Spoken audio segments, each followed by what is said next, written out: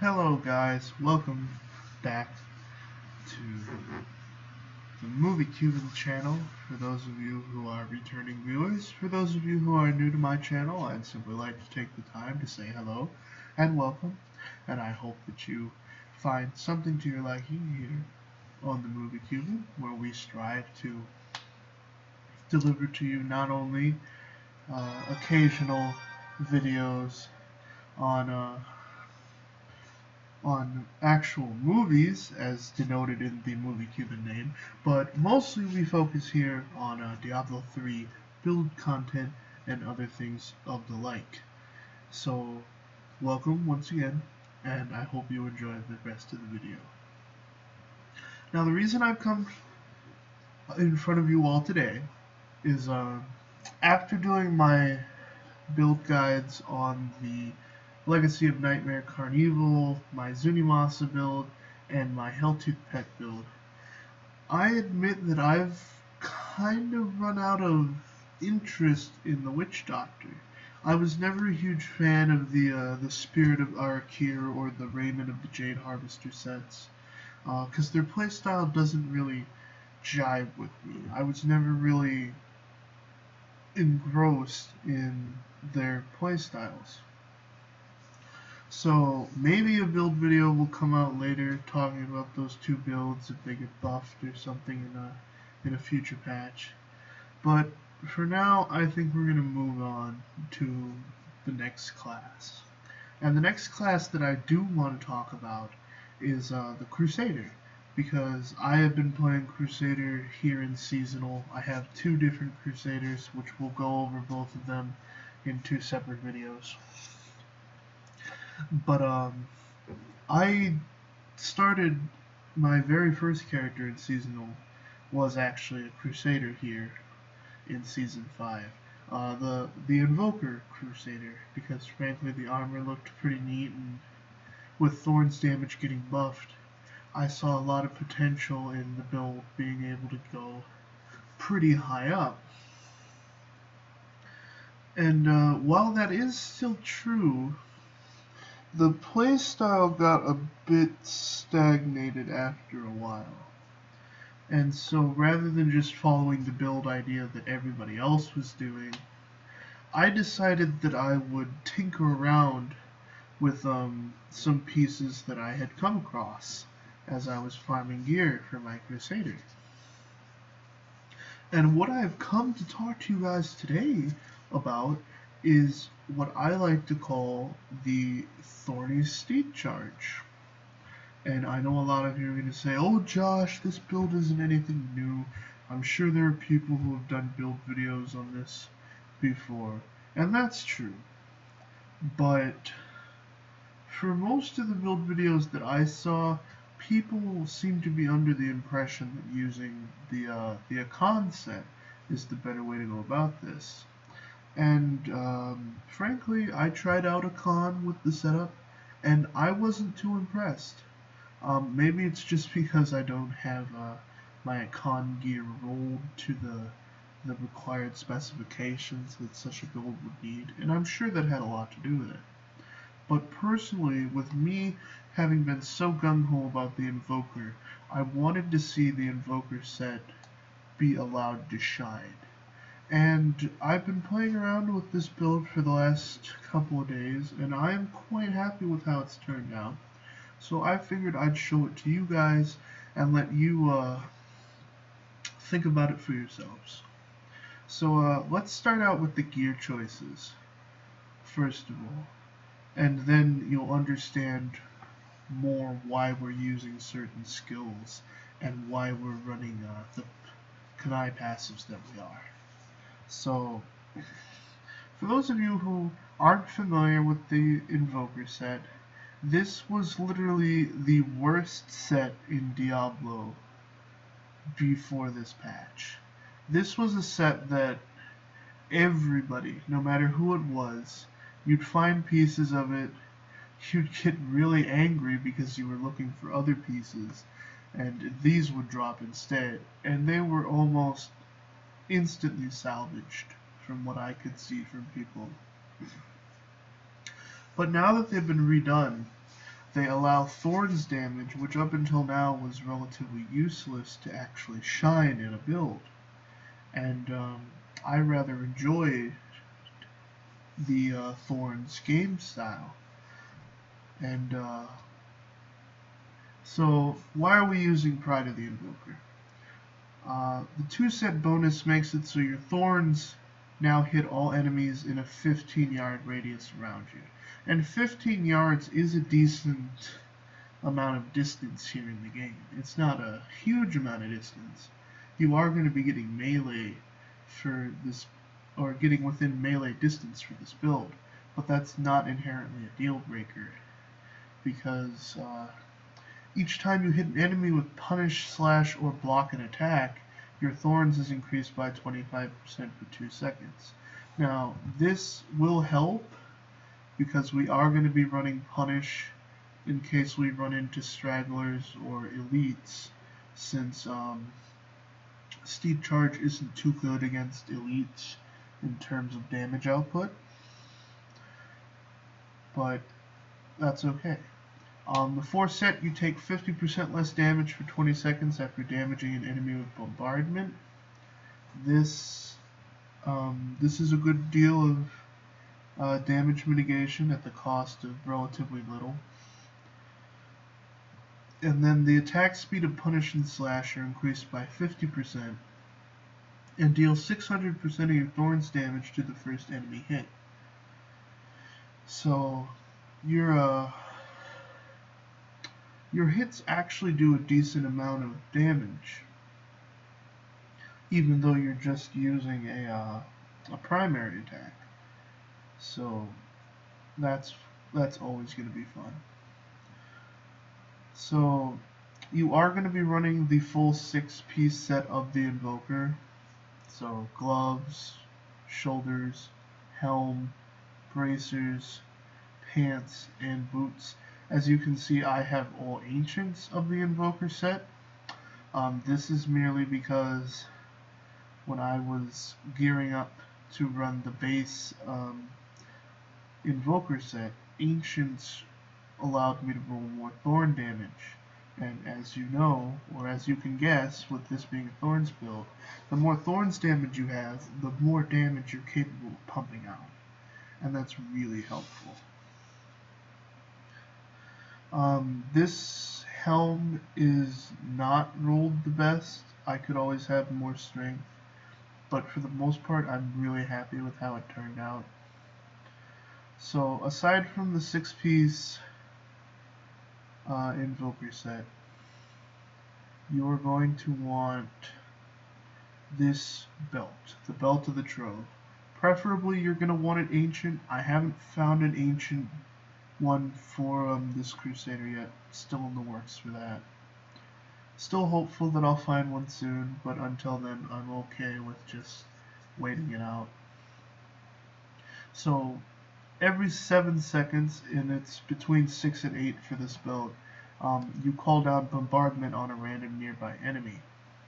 Now, because you're running this belt, you don't have to run bombardment on your bar normally, but I will get into why we're running it on the bar when I go over the skills, so just bear with me.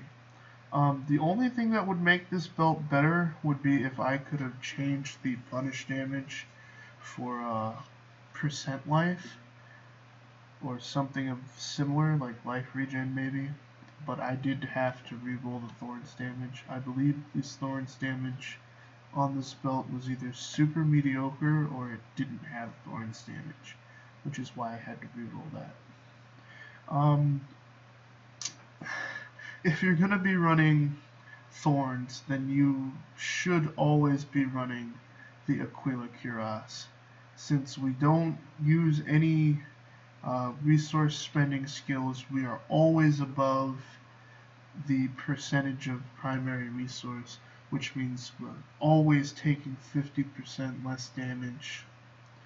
So between this and the Invoker's 50%, that's already 100% damage mitigation, which when you're having to stand around and tank hits from enemies in order to hit them with your thorns, that's really good to have, particularly when you're in the higher greater rifts and things are hitting a lot harder.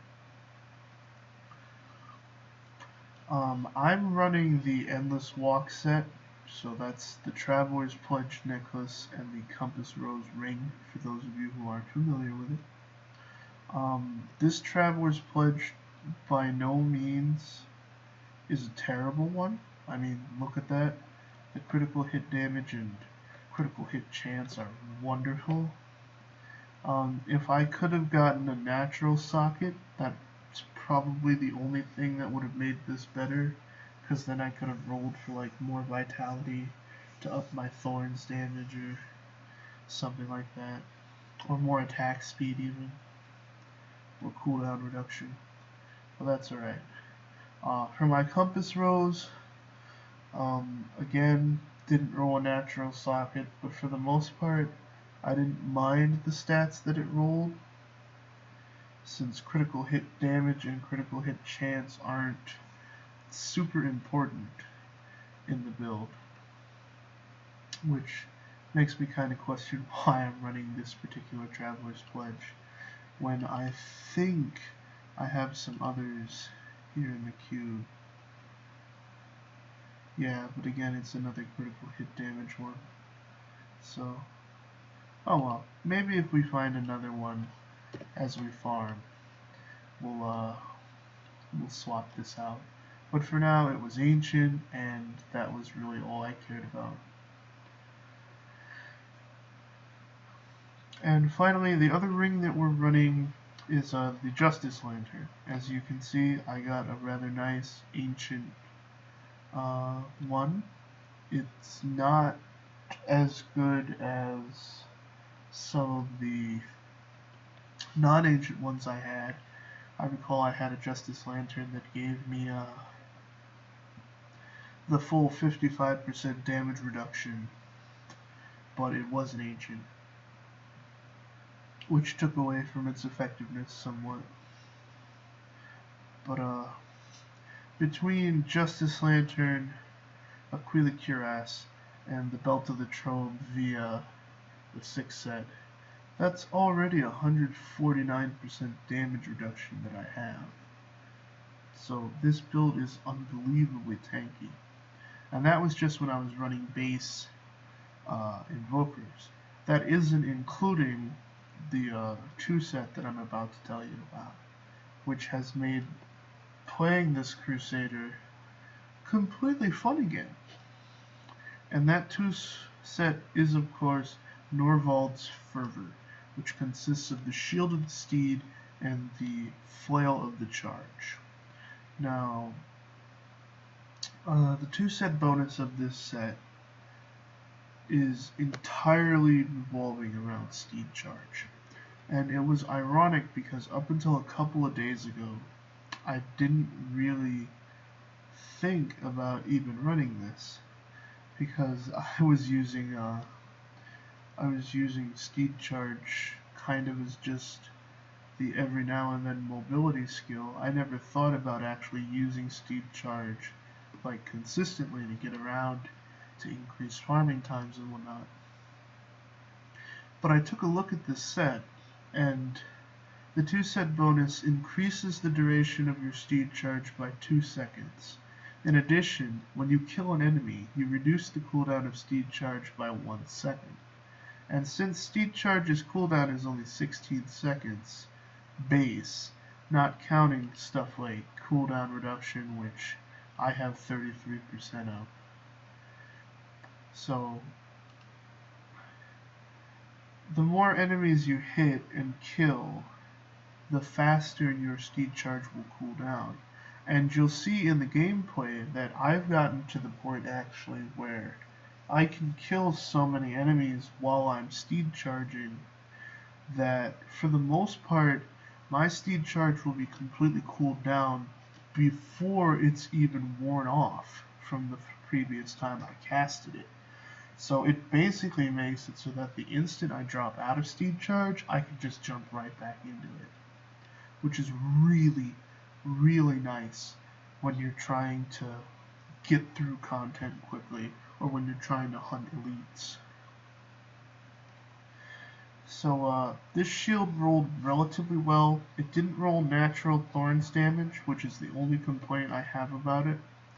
But considering I focused on giving it vitality to increase my thorns via the Heart of Iron, I'm not really going to complain about it. So that's a plus. The only complaint I do have, aside from my Foil of the Charge not being ancient currently, is that it too cannot roll thorns damage. Most of your weapons can't do that. But since we can just put a topaz in the weapon to give us thorns damage, it's not a deal breaker.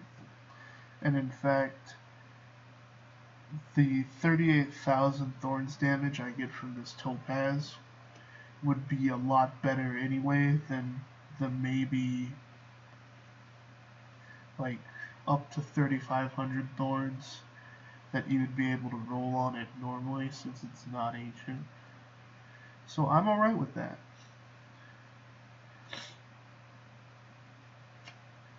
So obviously, the reason we're using Endless Walk is we get that more damage reduction while we're moving. The standing still damage bonus only comes into effect really when we're fighting the Rift Guardian. But since you want to be able to deal as much damage as quickly as possible to the Rift Guardian, I feel that's a really good choice to have. If you don't want to run Endless Walk, then maybe you could run a Hellfire Amulet and then double Unity for some more toughness. But I didn't feel the need to do that. I'm already tanky enough that just seemed superfluous. In Kanai's cube, which is it's very important that we go over, I'm running the Swift Mount. This doubles the duration of Steed Charge. And since Steed Charge is not the longest lasting skill, particularly with the rune that we're going to be running, having that extra duration for Steed Charge is immensely helpful. As per the norm for Thorns Crusaders, we are running the Heart of Iron in the cube. This gives us Thorns damage equal to 300% of our vitality. And since I've got 11,492, that equates out to roughly, I believe it would be 34,000-ish thorns that I gained simply from that, which is always nice. So basically you're stacking as much vitality on your gear as you can. I also made sure that I put plenty of strength on my gear, just for the multiplier's sake. But I'm not too sure the difference between the strength multiplier versus using vitality for thorns. Because if you want my honest opinion, I've tried stacking strength damage to get the thorns that way, but not only were my sheep thorns significantly lower, but I also noticed that the damage I was doing was significantly less than if I had just gotten thorns via vitality. So I would say, in my professional opinion, that vitality would be the better choice for gaining thorns as opposed to strength. And then finally, of course, we're running the Convention of Elements to give us that 200% increased damage. Since we are running a physical build, you do have to remind yourself at times that the physical roll will come directly after the lightning roll, so you gotta try and prepare yourself for that. And when physical hits, then use any of your skills. I tend to hit bombardment when physical comes up, just so it can get that extra multiplicative damage and just do crazy damage to my enemies. So, for skill-wise, we're running Punish with Celerity. This just gives us more block chance, increased attack speed. This is for when you're using Punish itself and you want to be able to just really hit hard with that kind of damage. What was I looking for in here? I opened this so that I could check something, but now I don't remember what I was. Oh yeah, I was checking my block chance. My block chance isn't super good here. It's only at 33%. But if you wanted to fix that, then you could just run Hold Your Ground. But I'm getting ahead of myself. So after Punish, which with the increased block chance from using that, I jump up to 48% block chance. So I don't really worry about that. Since the cap is 75, any extra block chance that you get through gear or whatnot is basically just a waste of time. So we're running a Steed Charge Spiked Barding. This is the Thorns rune for Steed Charge. It makes it so Steed Charge lasts 2 seconds usually. It deals 500% of your thorns every second to enemies through which you ride. So it's normally 2 seconds. It gets doubled via Swift Mount to 4 seconds. And then Norvald's Favor adds 2 more seconds for a grand total of a 6-second duration. And for those of you who play Diablo a lot, 6 seconds is actually an astonishingly long amount of time to be on your Steed Charge. And since you're basically hitting so much stuff all the time that the cooldown's constantly resetting, you could basically spam this forever. Oh, excuse me. So it's not only a highly usable mobility skill, but it also does a fair bit of damage thanks to your thorns. For this first skill right here, it's pretty optional on what you can run. This is basically a free slot here on your gear. If you want more crowd control, then you can run something like Shield Glare. You could run something like Judgment if you wanted, but because the most commonly used rune is Resolved, and since Thorns don't crit, I feel that would kind of be the waste of a slot.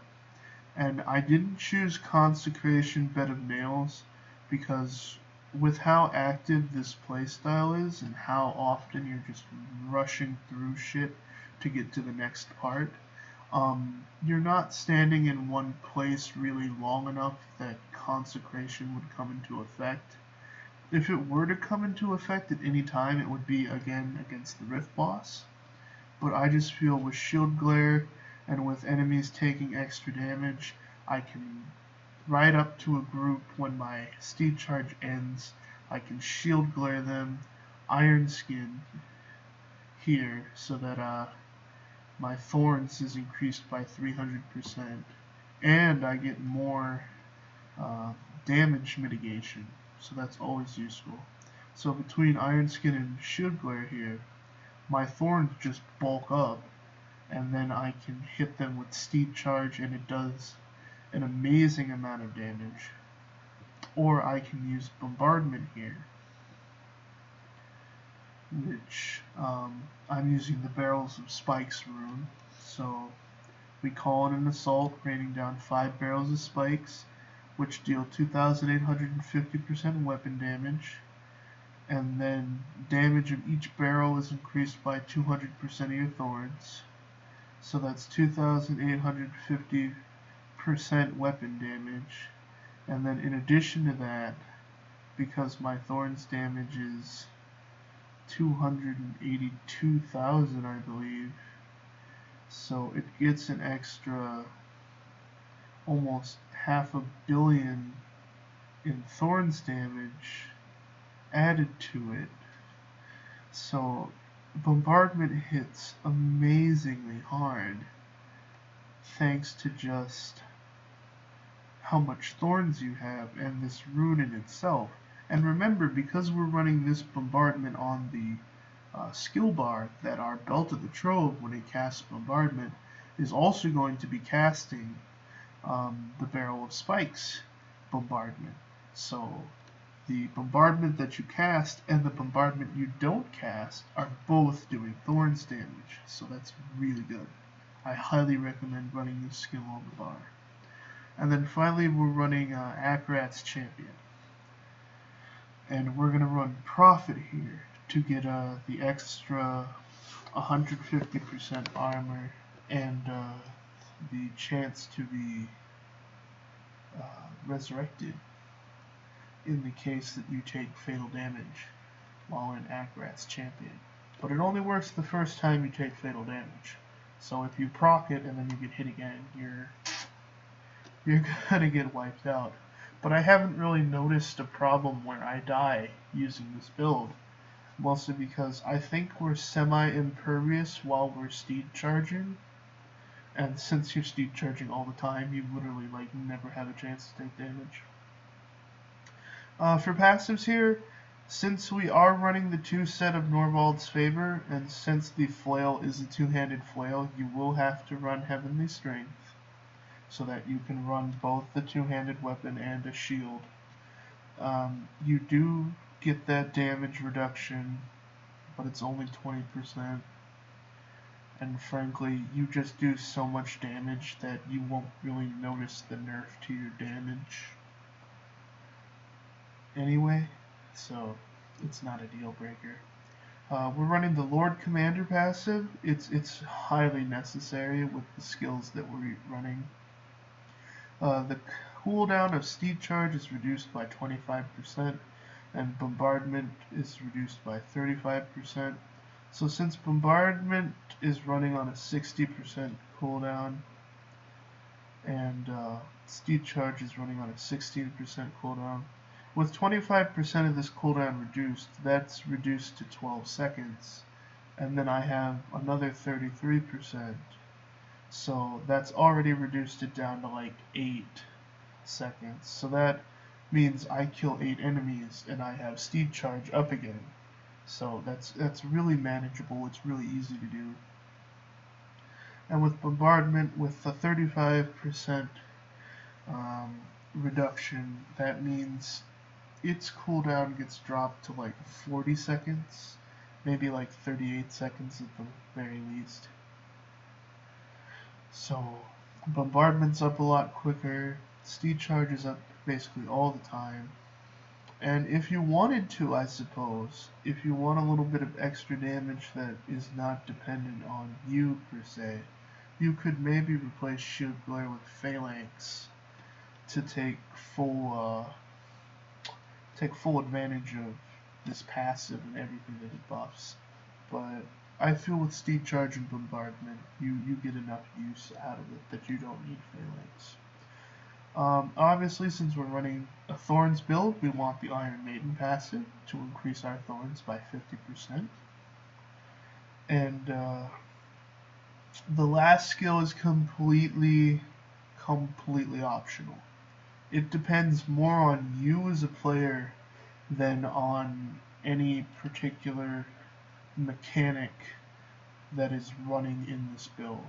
If you want to, run Hold Your Ground for more block chance, because that will help with giving out thorns on the times that your cooldown or that your Steed Charge isn't cooled down, and that maybe you are using Punish, or in the brief instant where you're casting Bombardment yourself, that you would be able to take damage from enemies around you. You could also run something like holy cause if you want to try and mitigate a little bit the damage loss that you've taken from heavenly strength, because this would make it so that the amount of damage dealt by your weapon is increased by 10%, which would give you some more sheet DPS. But again, since we're running thorns, this isn't really necessary. You could certainly run indestructible, and if you're going to be running greater rifts, I would highly recommend running that, just in case something tries to one-shot you while you're not steed charging. But for what I'm using and how I have this set up, Finery and Hold Your Ground seem to be the only two options that are fully viable. If I don't run Finery and I run Hold Your Ground, then you see my sheet DPS drops a little, but my toughness goes up. So, completely up to you. I just like the little bit of extra strength that I get from Finery. But, again, it's not hugely necessary. Hold Your Ground may be the better alternative for that when you're trying to deal with lots of mobs around you. So take that as you will. That's completely optional for how you want to run it. I would say Hold Your Ground would be number one, and then Finery is a close second in terms of usability. So whatever you want. It really comes down to you and your play style as a person. For Paragon points, I rolled movement speed on both my boots and my compass rose, so I only needed 3% here in the Paragon. And then I just dumped everything into Vitality to help boost up the effect that I get from Heart of Iron. And once again, I don't recommend trying to get thorns via strength. I truly feel that doesn't work as well as getting it via vitality. But again, if you're stacking vitality, all it does is it adds to thorn and then life, whereas if you were doing strength, you would get armor and strength in addition to thorns. So completely up to you. On the offensive tab, since critical hit chance and critical hit damage don't matter in the slightest for this build, I would recommend starting with cooldown reduction and then attack speed, and then fill these two out as you see fit. For the defensive passive, you always want to start with resist all, because resistances on this build are lacking, to put it nicely. But I've never really noticed it to be a problem with all the damage mitigation that we run. After that, put points into armor. Armor will definitely help increase your survivability. Then I like to do life regeneration, because on the off chance that something does hit you, it would be nice that your health would start going up on its own rather than you having to waste your potion. And then once you've maxed out these other three, then you can start focusing on life percentage. And then for utility, area damage. Start with area damage. That is very, very important to this build, because when you run through mobs and deal damage to them, the area damage is going to splash out a percentage of that damage to the monsters that are surrounding the monster that area damage got procced off. And this can cascade and help you clear out some of that trash a little faster. Since we're not using resource at all for this build, you would be safe to not worry about resource cost reduction, focus on life on hit, even though Paragon's kind of measly in terms of the life on hit that it gives you. And Gold Fine is just completely useless unless you're running regular Nephilim Rifts. So, yeah. So now that we've gone over the skills and the gear, and the Paragon points, and the Kanai Cube,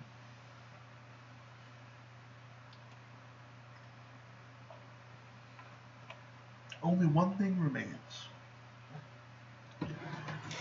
And that is to actually show you guys how the build plays. And to be more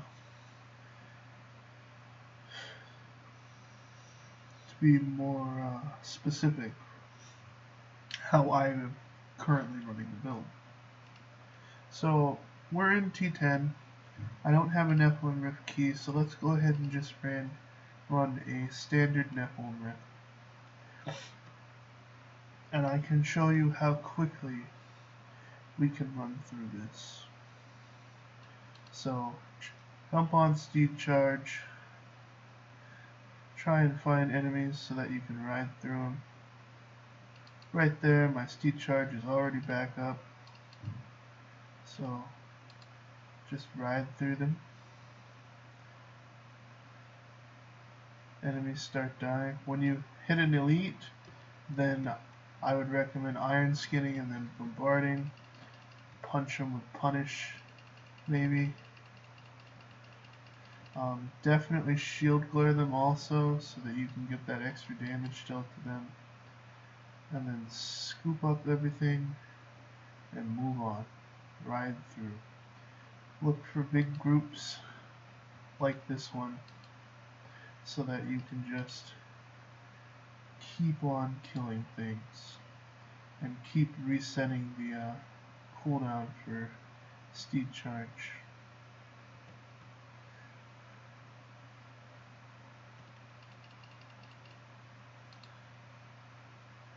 And I really like how often I can Steed Charge, because a really big problem I found when I'd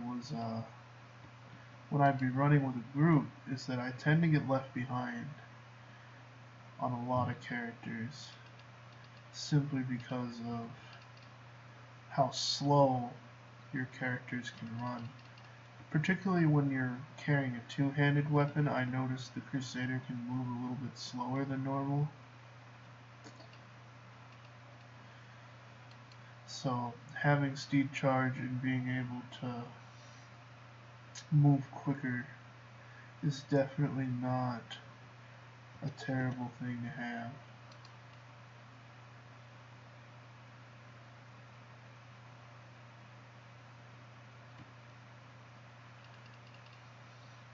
And as you can see, when we deal with elites, and if our bombardment doesn't deal with them, then we can just punish them. That sounds really bad, but you hit them with punish, and then they just melt. Punish is a very powerful skill thanks to the Invoker set. And this is just a really good way to go through and being able to hunt elites. You don't want to waste time so much with trash mobs. And I feel this build is a really good practice for when you're running higher greater rifts, because once you get into like 60 and up range, you're never going to want to waste time on trash mobs. You are going to want to be hunting elites and getting those purple orbs as quickly and as often as possible, because the speed with which you rack up those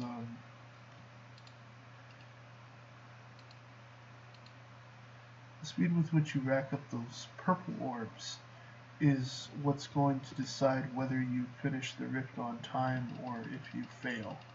And I know that a lot of people can share with me in the sentiment that there is nothing more aggravating than not finishing a rift on time because you couldn't find enough elites or you wasted too much time on trash mobs. So always just remember, trash mobs aren't super important either in rifts or in greater rifts. So you can afford not to kill trash. You don't have to focus on killing trash. If you happen to kill trash as you're riding through, because your thorns damage again is doing a pretty decent amount,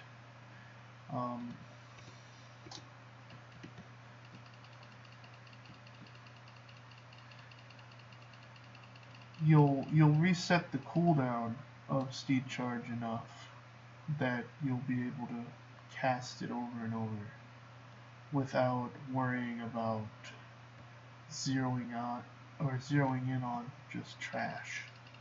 Because like we said, trash for the most part can be just a time sink for killing really high health enemies, and that's just wasteful. You don't want to waste all that time that you could be spending on killing elites with just killing a mob that's not going to contribute to filling up the progress bar in any significant way.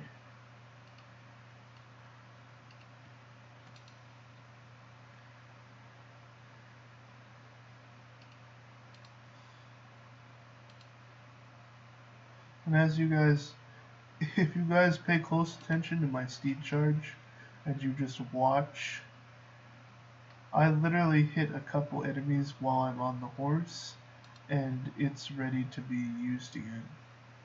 Like, the only time I worry about not resetting Steed Charge is when I'm not by enemies. But again, between Swift Mount and Norvald's favor adding to the time for your Steed Charge, you have so much time to find enemies that you can hit with Steed Charge to help cool it down, that this is literally the one skill you will never worry about cooldown for. Because you can literally hit a couple enemies and you will be cooled down significantly enough that the rest of your cooldown reduction will deal with the remaining time on your Steed Charge. The only problem I can see is sometimes you do get stopped by groups of enemies and you'll get jumped off of your horse, or I'll accidentally hit punish and I'll kick out a Steed Charge. But you can fix that problem by just going into your key bindings and mapping force move to like your mouse wheel. That seems to be the best way to prevent that. I currently have force move on a really weird place on my mouse, so it's on the mouse buttons on the side of it. So, and sometimes I forget about that. I'm so used to having it mapped to the scroll wheel that I'll completely forget that I changed it. And so I'll resort to using the left mouse button to move, and that tends to kick you out of Steed Charge at the most inopportune moments. So be careful about that. But otherwise, you just Steed Charge around, use punish if you need to, drop bombardment either when it's on the physical rune or when you encounter an elite, and you'll be golden. Now, this isn't the fastest build. I've been wasting a lot of time. I started this like 9 minutes ago, and that's certainly not going to win any awards. But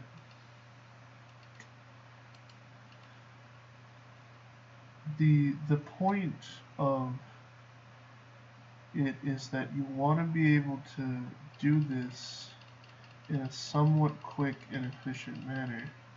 And if you're spending 10 minutes only on a rift, then I like to think that's not too much time. And again, this could be better. I'm sure that if I had an ancient flail of the steed or whatever, flail of the charge, that I would be doing significantly more damage. And then this would truly be a T10 build. But there you go. 10 minutes on the dot.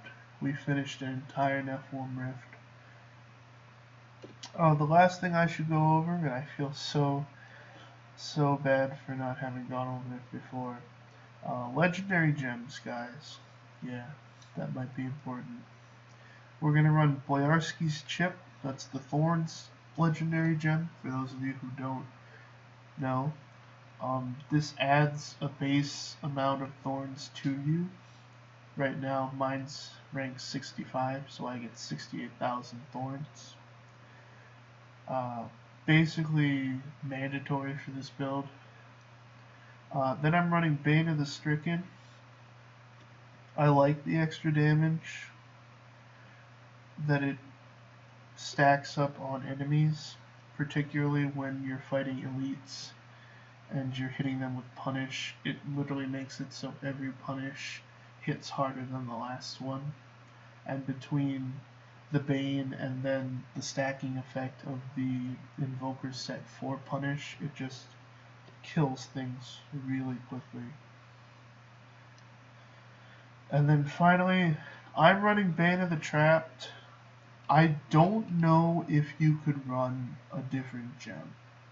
Honestly, I've seen the other gems and I know how they work, and I feel like Bane of the Trapped, with its ability to proc itself and with the multiplicative value that it gives against enemies, that it's worth having. I mean, its secondary literally procs the first, so you don't have to worry about running some sort of control impair skill, since the gem does it all for you. And when you're riding through a bunch of enemies, that means that those enemies get hit by that, and then they're all more susceptible to damage, which only increases the effectiveness of how you run about and the amount of damage that you can do.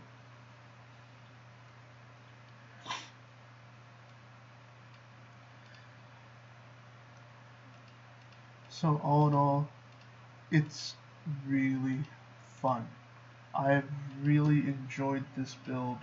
It's most likely single-handedly going to be the reason that I return to more consistent Crusader gameplay, as opposed to, oh my, I completely forgot I have this ring. But that's alright.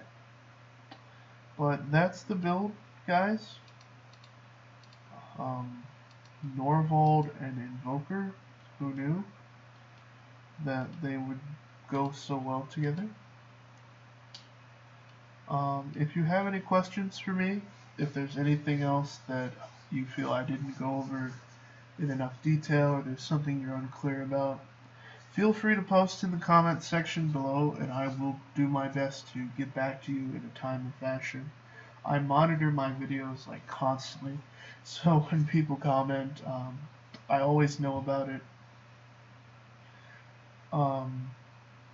If you liked the video, then you would be doing me a huge favor by liking the video with the button below. Subscribe to my channel so that you can be kept up to date with everything that I'm doing here, all the build guides I'm going to be releasing. And I hope that this video was informative for you. And until next time, guys, I am TheMovieCuban. Happy hunting, and see you all in Sanctuary.